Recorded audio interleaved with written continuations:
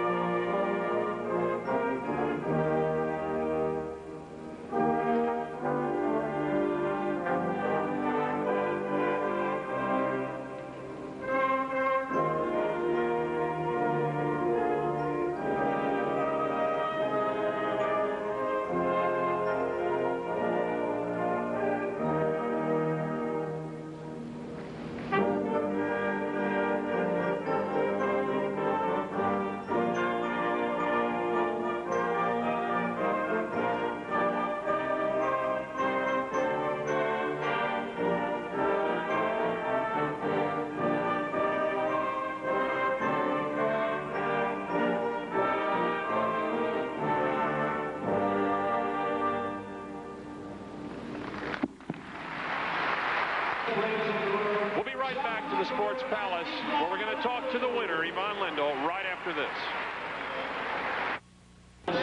The final score again, Ivan Lendl winning 1-6, 7-6, 6-2, 6-2. Let's go down to Donald Dell with John McEnroe.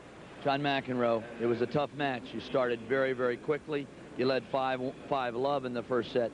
What changed in the second set that got Lendl back in it? His serve picked up quite a bit, and I was able to control his serve in the first set. I wasn't able to do that after that, and I got to give him credit. He played a great match. It took him a little while to get going, and I think the difference is that after I lost the second set tiebreaker, I think that made a big difference. 2 sets to love or 1 set all.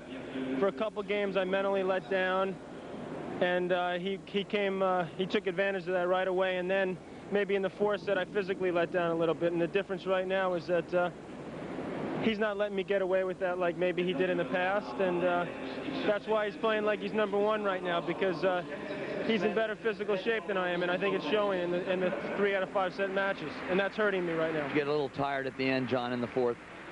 It's a combination of mentally and physically tired. I mean, I didn't feel awful, but I didn't feel probably as fresh as I did in the early part of the match, and that usually occurs in all matches you play, really. He looked like he was right into it in the 4th set, if not better than he was in the beginning.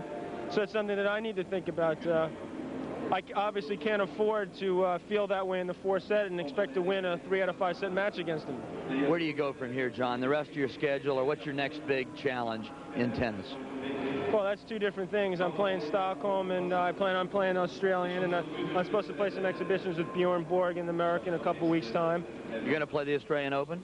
Yeah, and I still felt like I had an outside chance to be #1 this year.